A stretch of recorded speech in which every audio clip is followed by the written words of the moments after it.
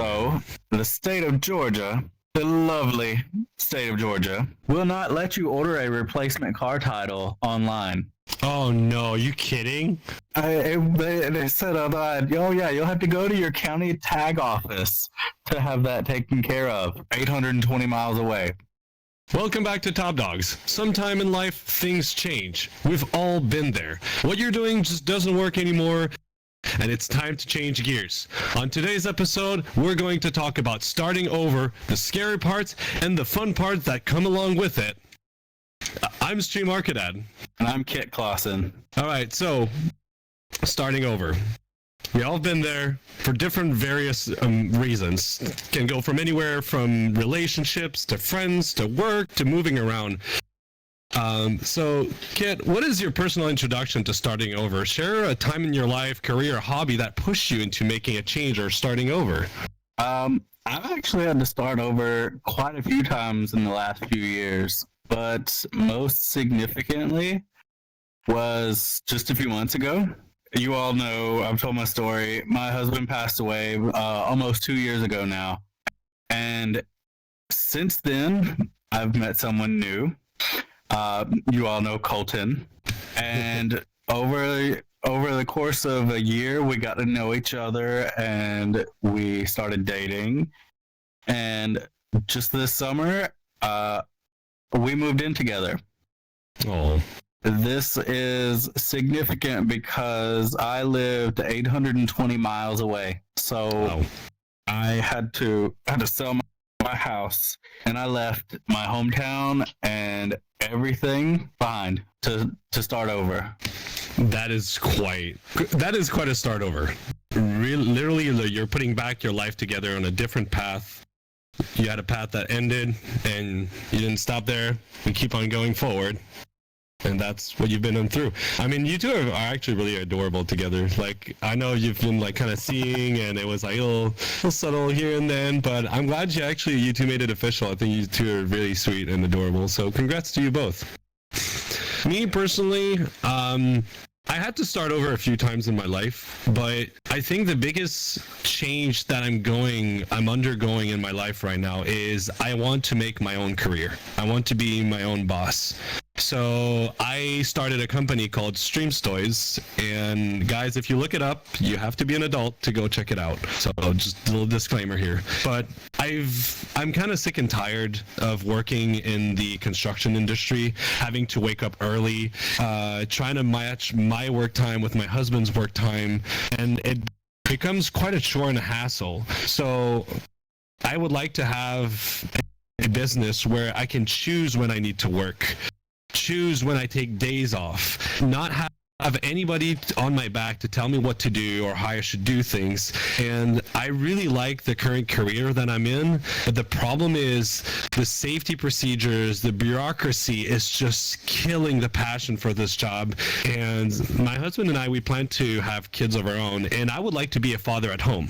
So by doing Stream Toys full time, I could take care of the kid while he's at work trying to help the LGBTQ community, because he's a director for a nonprofit organization that provides supports for a member of the LGBTQ community inside of our area.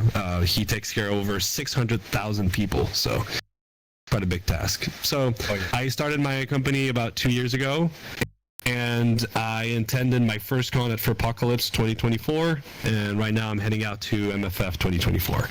So this is going to be a big job for me. Yeah. And yeah, you mentioned the other day just how much work you had ahead of you over these next 3 weeks. You've got your plate full. Absolutely. I got a lot of work, and we did an episode about feeling overwhelmed. If you haven't checked that out, I recommend you do. And I'm trying to follow the advice that we gave, because it is so easy for me to be overwhelmed and to have to think about multiple things. So I have to keep that in mind. I need to schedule 1 or 2 hours every single day, even though I might be late, to take care of myself and just take a break. Otherwise, going into a burnout is not going to get me forward. So I have to push my limit without stepping over my personal mental boundaries. So it's quite a challenge, honestly. It's something I've never done before. Again, I'm doing something completely new. I'm starting a new adventure. It's a lot of work. There's a lot of paperwork to get stuff across from Canada to the States. But I could feel defeated by the amount of things I need to figure out, or I can feel empowered by the fact that I've learned a new skill. So I'm trying to focus on the positive side, because if you have like a dark wolf and a white wolf, who wins? It's the one that you feed. So if you feed your positivity, you'll get through it. If you focus on the negative, it'll just get worse. So I'm trying to focus on the positive and take breaks if I need to. So what was it that made you think about making this change? Well, Or was it you wanted to be the stay-at-home dad? Was that the main one? So there's actually multiple reasons that made me take that direction. Stream Stories started kind of as a joke from local friends who wanted something cloned off of me. I'll say just that. And it got a lot of interest, and other people wanted it. Like, I'm talking about at least 8 people. So I was like, okay, there's definitely a market for this. So, and it drifted off to something else, but that was the starting point. But what I thought to do it as a side hustle until I did my partnership with Echo and Adastra, and I realized that this could actually become a big thing. And as my husband and I were planning to have children and stuff, we were kind of discussing like who would stay at home to take care of the kids. And at first it was supposed to be him, because he had a job where he could work from home, but now he actually works in office just like I do. And I also, the thing is, in Canada, like the housing market has like climbed up. Like, my house doubled in value in an insane short amount of time. So I needed an extra revenue. So I was like, you know what, let's push Stream Stories because it has potential for it. And if we decide to go along with this child project, this would be a perfect situation. So once we took that decision, I kind of went like double down on it and try to push forward for it. So it's when so the trigger point, just to give you a clear answer, was when we sold the house. We bought our share of the house because it was a 50-50 split.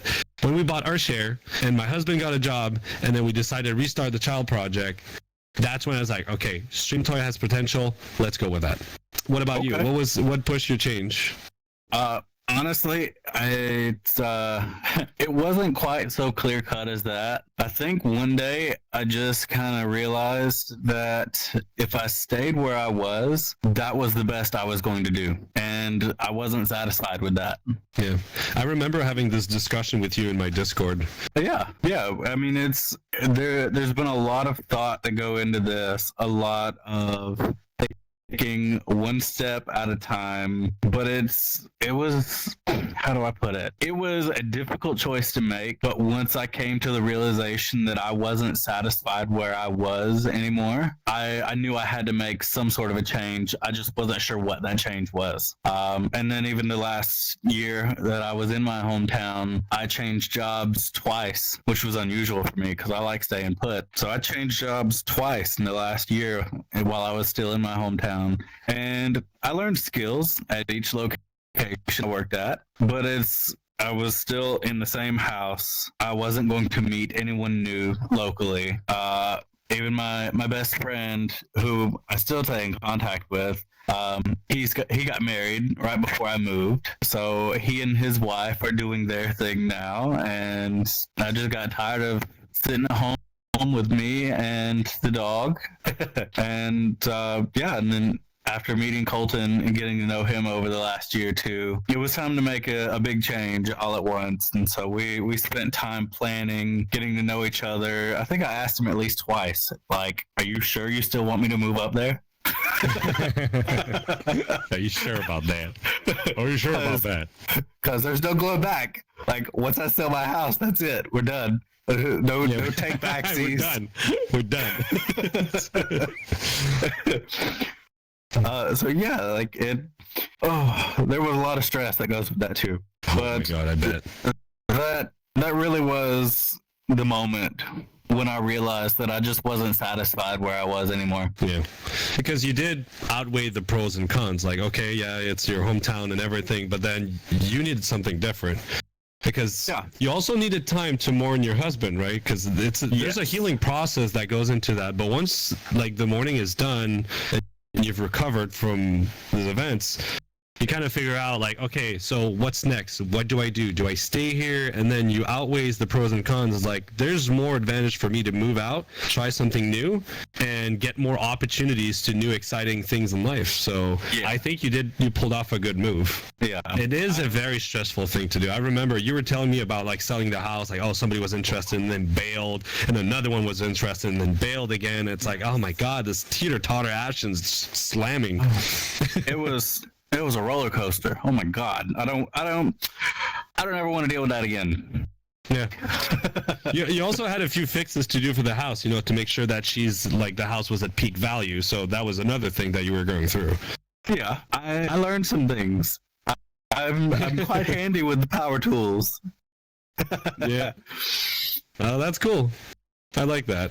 But the grieving process, that was absolutely one of the reasons why it took so long too, is because I had to take my time that I needed for myself first before I could move on to taking the next step or making any major changes. I had to take time for me first. So and it was important that I did that.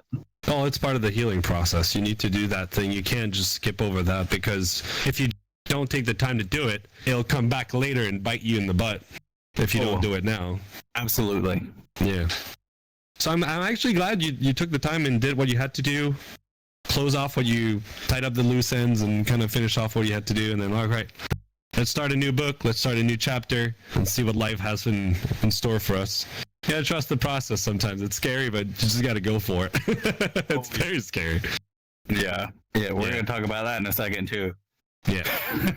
So once I decided to start over, like I said, it took a whole year before I was really able to start putting anything in motion for that. Like you mentioned, I had to do some home repairs. I had to sell the house, get the U-Haul lined up. Colton actually flew down to Georgia to help me pack the U-Haul, say my goodbyes, get everything moved up. I don't think I could have made that drive without him, because it took us 18 hours on the road. Oh boy. And we only stopped long enough to eat and pee and let the dog pee, and we were back on the road. Oh man. Yeah, no, that was rough too. So there was a lot of preparation going in advance. And when I got here, I didn't have a job lined up. But thanks to selling the house, I did have some money to survive on until I was able to find a new job. So that worked out in my favor. How much time did it take for you to really start trying to push forward self-employment? So when I released the Amicus toy, that's really when I realized that there was really a market for it, and people liked my product and they thought it was great.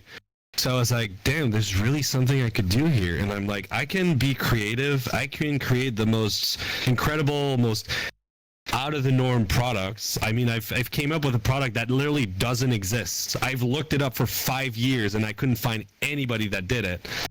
And it's funny to see like WearDog kind of do like their own little take of it. It wasn't perfectly what I did, but they kind of, I don't know if they took my idea or not, but we are in the same like chat for these type of people with other creators, like on the other toy makers.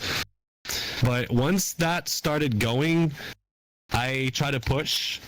And then when I went to FWA last year and I kind of showcased my product over there, we really saw that there was really potential. So from FWA 2024 in May, when I saw how people really like the products and they were buying it and they loved it, I realized, okay, this is step 2. So, I was like, at first I was kind of walking. Then I went to FWA and now I'm speed walking. You got the live in-person feedback. Yeah. You were able to connect with the customer more so than just online. Yep, exactly. And so that's when I realized, okay, so the next convention, I need to go to the dealer's den. So that was a major hurdle to import goods from Canada to the States.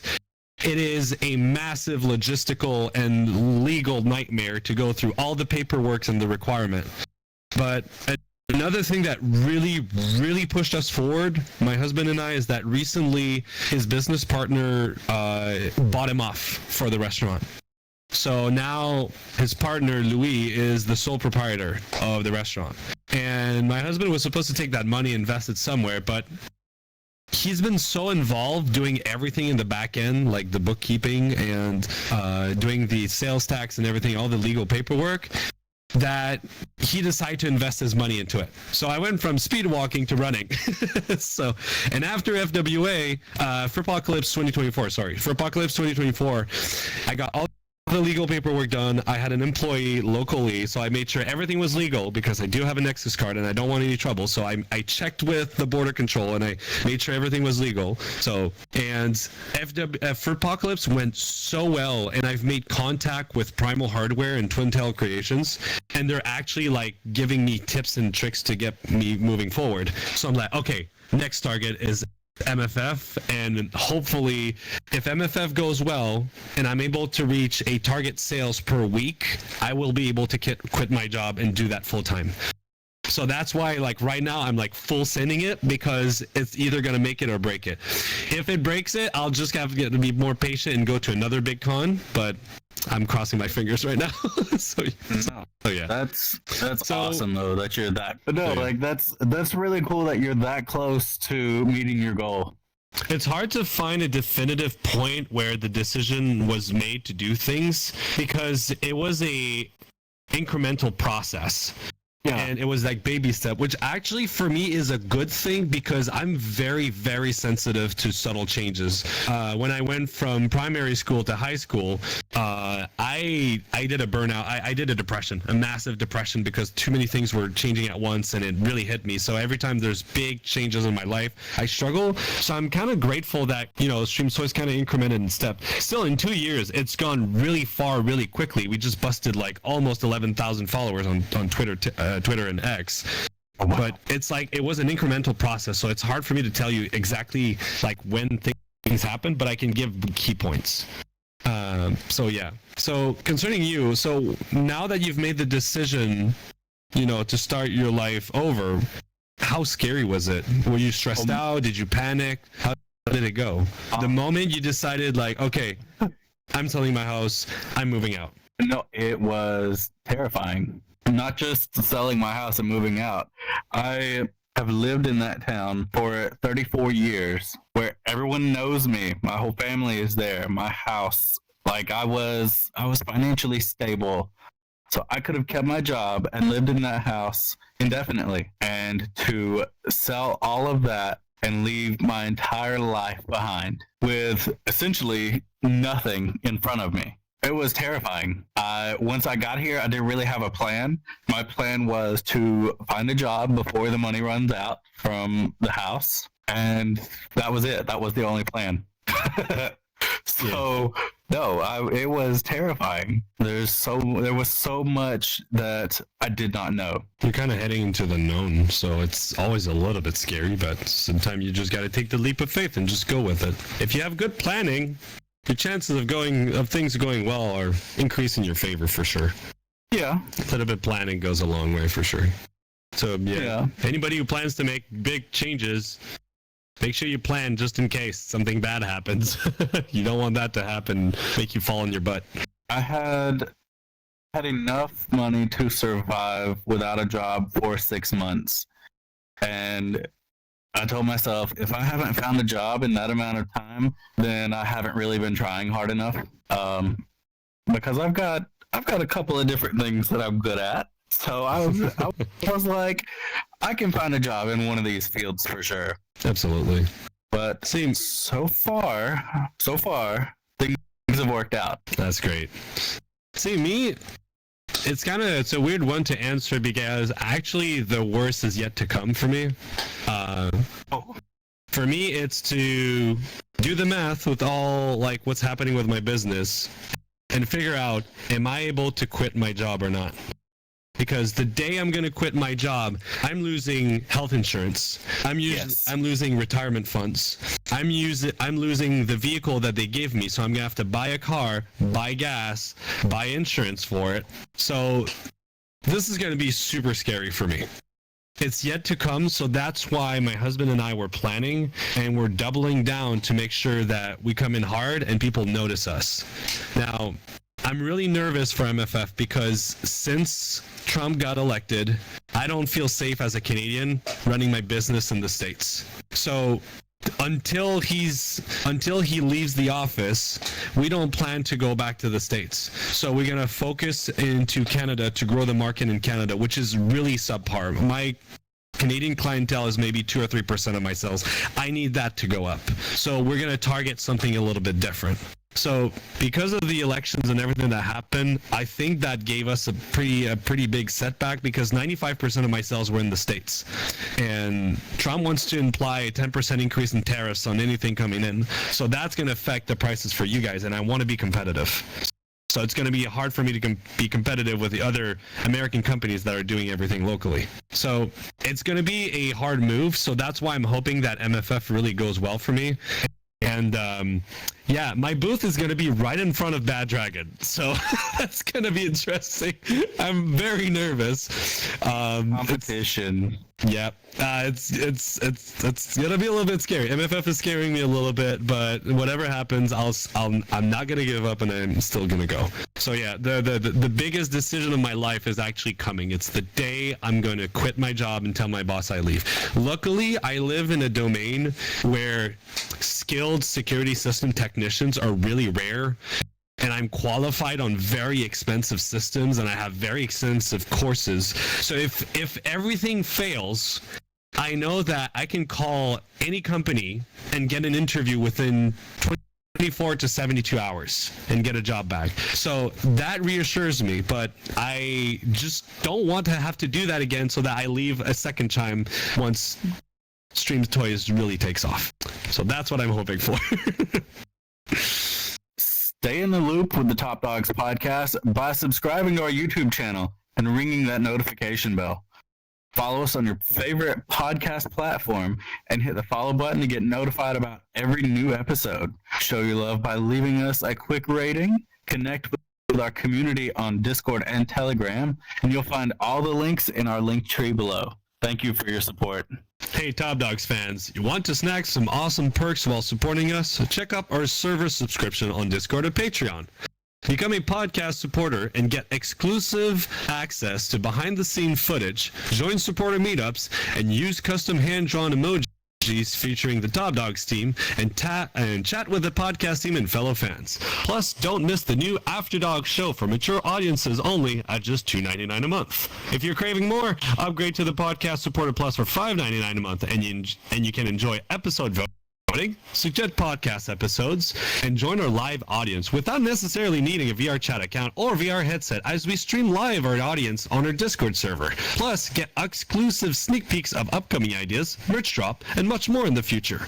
There's no obligation to join these subscriptions, but your support genuinely makes a huge difference for our team. And to those who's already subscribed, a heartfelt thank you from the bottom of our hearts. Now, for the question of the week, this week, what is the most exciting part about starting over in life? Justin the Fire Wolf Dog said, starting anew and don't have to worry about anything.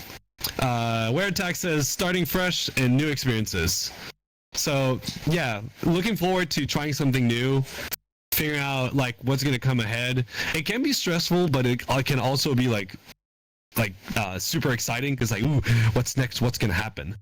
So it all depends on your point of view, and it's been said that excitement and anxiety is a similar psychological response in the brain, apparently. So if you're very anxious, just think that you're excited, and usually it'll help you cope with it. I've been told. I don't know if that's entirely true, but I mean, I wouldn't say that you don't have to worry about anything. There's a lot to worry about. Especially when you're leaving something behind, there's a lot to worry about. But it's definitely exciting too. Because, like I said, the new experiences. When I got here, it was like every time I left the house, there was something new to experience. Even just going to the Asian grocery store, I was like, oh man, I've never seen some of these ingredients in real life before, and I love to cook. So I bought all kinds of things that I had never tried before, just because I wanted them. We've gone to Oh, we've gone a couple of times to this really cool museum art exhibit here, and they incorporate art and technology in one, and it is so cool. It's like being in VR without being in VR because they project this 20-minute loop on 3 walls, 270 degrees, and the floor. Damn. So, like, you get in there, and if I look down and try to walk at the same time, I start going sideways. That's funny. But it's really cool. And like every 3 months, the whole theme changes. So the first time it was isekai. So it was very much based on the Japanese alternate world trope for anime. This last time we went, the theme was bioluminescence in the deep sea. Oh, that must be nice. So imagine being immersed in this underwater deep sea where everything is so artistic and you're floating through and everything's glowing, and like we didn't have anything like that back in my hometown. And so That's now, really cool. like even when we just go out to eat, it's always somewhere new. There's so You're many discovering new stuff things all the time, basically. Yes, even still 3 months later, there's still new things that I have yet to do. It's a lot of fun. I gotta say, on my end, the most exciting part about starting over, I think it's the new opportunities, a bit like you said, that it presents to you. But if you're somebody that enjoys challenges and pushing yourself to the limit or trying new skills or learning something new, I think starting over is a good way to challenge yourself, the same way you would change job, right? You're going into a different environment. Even if it's your domain that you work in, every environment is different. Every environment works differently. So me, in my case, I go from repairing security cameras and alarm system and access control to 3D modeling, manufacturing, production, packaging, and then dealing with legal hurdles to go through that. So it's completely different from what I do. But the most rewarding thing I get to do is I get to wake up whenever I want. I get to take days off whenever I want. And I can fully express my creativity and come up with the wackiest of ideas. And if people like it, then they'll buy it. If they don't, they don't buy it. And then I'm like, oh, okay, so that product didn't do so well. Maybe I should try to head in that direction first.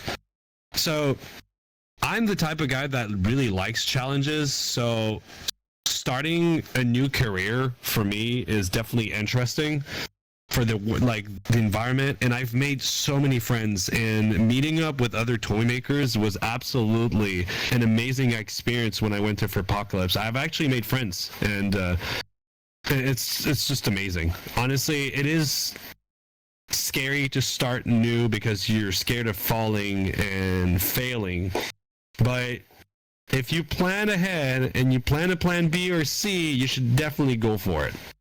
If you're going heads first without thinking about it, it's guaranteed it's going to fail. Don't do that. Just don't, because it's going to scar you for life and you'll never want to try anything else. The other thing I see to happen very often is people, they full send it without thinking about it. And then they fail and they're like, oh, I'll never do this again. I'm like, no, you didn't plan it out correctly. Of course you don't want to try again because you were traumatized by that failure. But if you actually took the time to think about it, your chances of success would have been massively higher, and you got to flip that situation around. Okay, now that you're on the other side of this life-changing decision, moving with Colton, starting new, selling the house, tell us about some of the unexpected difficulties you faced during or after you achieved your change. This is still frustrating. I brought my car with me. I'm glad I have face tracking now. Getting my car registered in the new state that I live in was the biggest pain. Can I say ass? The biggest pain in the ass. Donkey. Oh my god. It was so in the process of moving, I lost some important legal documents, personal so I lost my birth certificate, I lost my car title. Oh boy. And I'm like, okay, that's fine. I'll just order new ones. So I ordered my birth certificate. It's fine, whatever. I paid a fee for that. That's pretty standard. That wasn't too much trouble. So then I go take my previous year's registration and my birth certificate to get my driver's license and my car registration. Well, they can't use my previous registration. They need the actual car title, which has disappeared on its own. So the state of Georgia, the lovely state of Georgia, will not let you order a replacement car title online. Oh no, are you kidding? I wish you were. They said online, oh yeah, you'll have to go to your county tag office to have that taken care of. Right. 820 miles away. You said that to the person on the phone? Looking online. The website said it had to be done in person. So I had to call my family and be like, hey, I'm going to fill this out and fax it to you. Can you take it by the tag office so they can send me my car title again? They're like, yeah, sure. So we wait a week for the mail to get there, and then I get a call. Now, the state says there's a lien on my car. A lien? What's a lien? Basically, it says that I don't own my car because the lender still has a claim to it. But my car's been paid off for over 3 years now, so that was false. Oh boy. Apparently, this is also the wonderful state of Georgia. When you pay off the loan on your car, the lien is not automatically released. You have to contact the lien holder and have them release it. So I had to contact the lien holder for my car that's been paid off for 3 years and have them actually release the lien, wait for that piece of mail to arrive to me, and then mail that to my family in Georgia.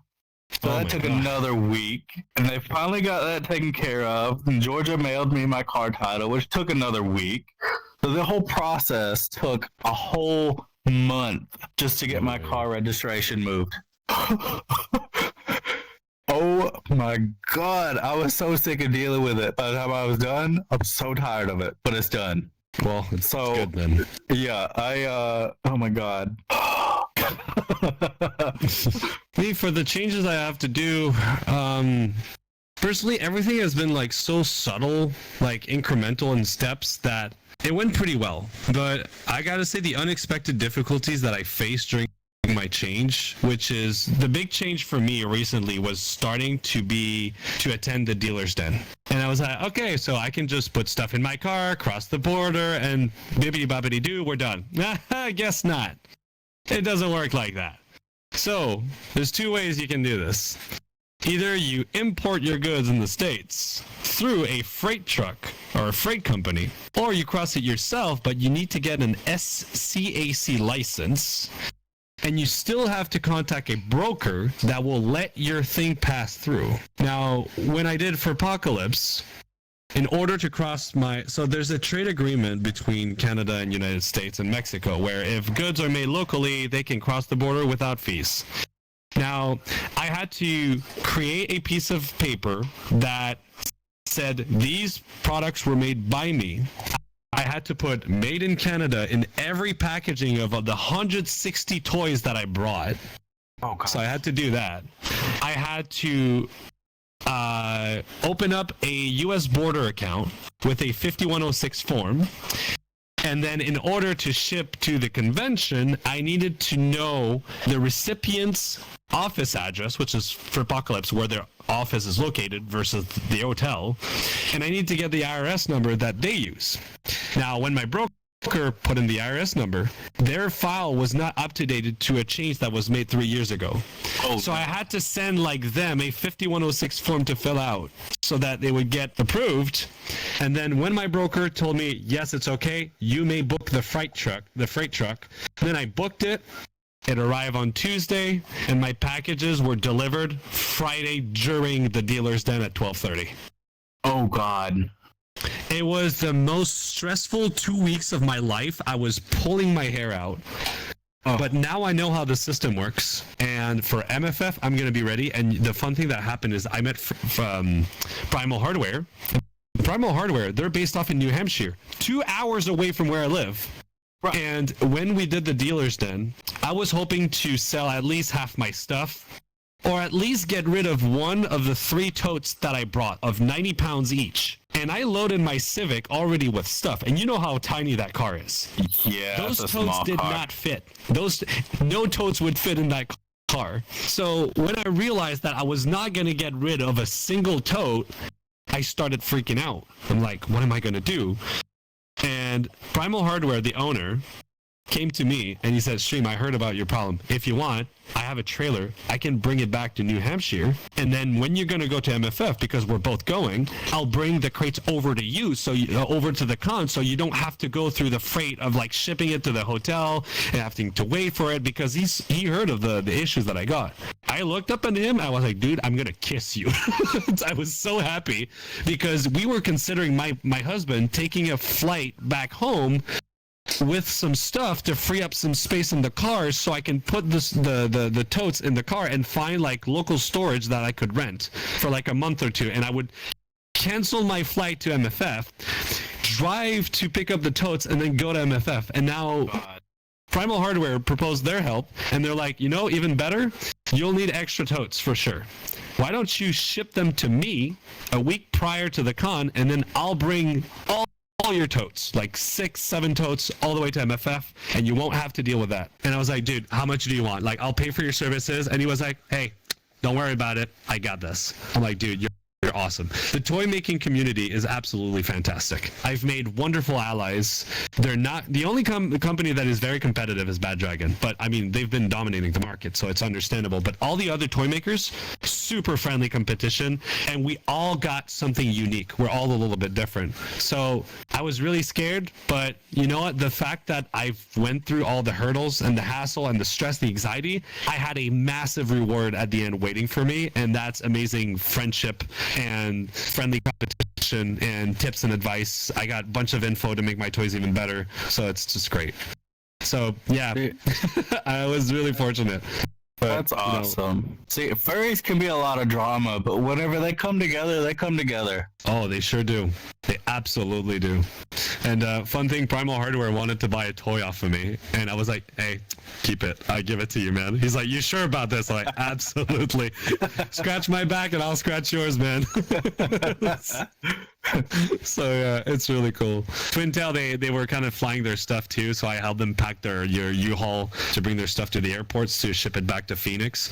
Yeah, Twintail was super helpful too. They gave me a few tips on how to do gradients with silicone, which was something I was struggling for. Nobody wanted to give me an answer, but they did. Primal Hardware told me their way of doing it too, so I thought it was like, 2 different techniques, very interesting. I need to try them.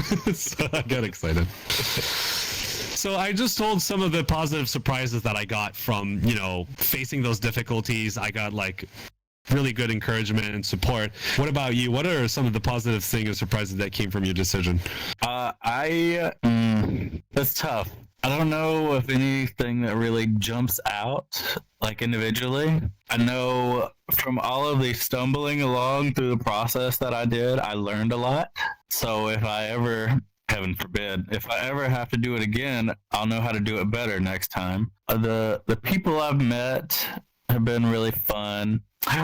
Oh, I get to hang out with Moo now. That's true. He's actually coming over this weekend, so we're gonna have fun. We're all gonna carpool and go have dinner at the restaurant that I work at now. Nice. So that's really cool. It's a brick oven, wood-fired oven pizza place in the gay district, and it was really nice. When Colton and I had lunch there one day before I started working there, like the whole neighborhood reminded me so much of my hometown and the restaurants that I worked in that downtown area. I was like, this feels just like home. I want to work here. That's awesome. And so now I do. So that was fun. But yeah, just the the people I've met, the new experiences I've had at the museums. I had to learn how to ride the metro by myself, so that was pretty scary, but it was fun too. So now I'm just like, nah, follow me, I got it. You got this. And if you ever found yourself in that situation again, where you would have to make the same decision and start over, would you still have done it, or you would have waited a little longer, or like do it sooner? Actually, I would still do it. There's some things I would do differently. I think if I had to do it again, I would hire a realtor for my home instead of trying to sell it myself. I would start looking for new jobs before I moved instead of waiting until after. If someone else were to come to me and ask for advice, I would tell them the same things. Like, if you're trying to sell your home, it's a lot of work to sell it yourself. And for sure, you can make efforts on your own, but you also need to have a realtor because there's so much more legal paperwork that goes into home buying and home selling. Yeah. So use a realtor, even if you are still going to try and sell it yourself. Have plans. We packed up the U-Haul van in 2 days, and I'd started packing a couple weeks before that, but it still felt like a rush. We were also competing with the South Georgia heat in the middle of summer. I grew up in it, and we still thought we were dying. Oh my god! Yeah. If you're dying, I'm definitely like skin and bones. Yeah, no, it was bad. Don't try to do it all in one day like we did. Take your time. Make sure you've got everything, get all your ducks in a row, but absolutely go for it. Don't let fear hold you back from making that change. When you've decided that that's what you need, don't change your mind. Don't back out. Don't overthink it. Do it. Do it. Do it. Do it. Do it. See, I've me personally moving, I've done it a few times. I always hire movers. They come with the truck, they come with the hand, they're fast, responsive, and I don't want to bother my friends either because I don't want my friends to bother me. So it's like what I do is like, hey, listen, I've never bothered you when I wanted to move, don't bother me. And it is expensive, but it's something that I don't have to stress about. And honestly, the extra costs benefits from my mental well-being. It reduces my stress amount, and they're fast, they're really efficient. So it's like in and out. As you just have to make sure that the boxes are ready to go and like the rough is done, and then after that they'll pack everything and just book it. Like honestly, they will load up the truck in like 3-4 hours tops, and it will be empty. It's crazy. No, if I were not moving 18 hours away, that would have been the best option to take. But when comparing the prices to doing it myself for $1,200 or paying someone to do it for $5,000, oh my god! Okay, that's a lot. Never mind. Never mind. I'll do it myself. Yeah. It was that was definitely a key decision-making factor. All right. Like I know you haven't quit your job yet, but if someone were to come to you and ask you for advice on how to start over, how to make a major career change, what would you tell them? It's quite a difficult one because I can't tell you to hit the ground running, but I also can't tell you to go too slow because you'll be in that transition phase that is the most exhausting part for a very long time. So I think the most important thing is if you're going to start a business like this, build yourself a community and ask people what they want. Do polls, ask questions, suggest ideas, and then listen to what the community wants. I've been doing this from the beginning because I believe that, you know, the clients are the one buying the product. So, Jet, would you mind? The clients are the one buying the product. So they have to be happy, and if they're happy, I'm happy. So that's my business model.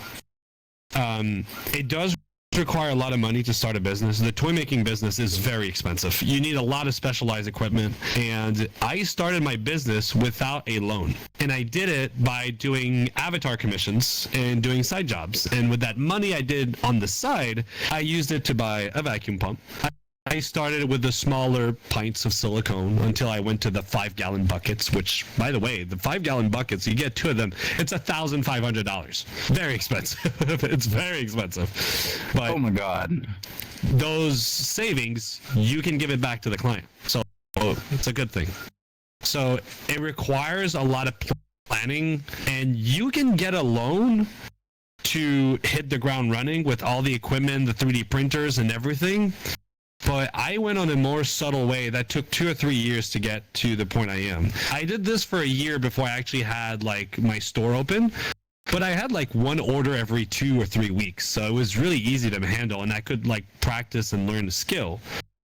When I really figured out what I needed, then I started saving more to buy bigger printers, bigger vacuum pumps.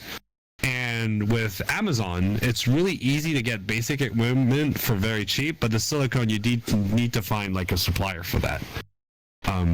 It's kind of hard to tell you like if I would do it again. What I can say is that if you do have a strong product that you believe really works, then just go for it. Push the research and development. Marketing, social media is the best way to get your brand out there. Advertisement on Furryfinity or the other 216E, ABC. I'm not going to say the thing, but you know what I mean. Get ads running. It's something that will put you on the map. What me really launched my career, because I was doing this as a hobby, and it went from a hobby to a business when I did my partnership with the Echo team and I did Amicus from Adastra. I was super, super fortunate for that opportunity because my contact was through one of the Top Dog staff, Kofi. One of his partners is actually part of the Adastra team because I've sent them multiple emails. They were not responding, and they actually got me in. So businesses is a world of connection and relationship. So talk with people, ask questions, because that's how I was able to launch my business. I was given this unique opportunity, and I used all the skills that I learned to make something amazing. And I mean, you can see it in the reviews on my website.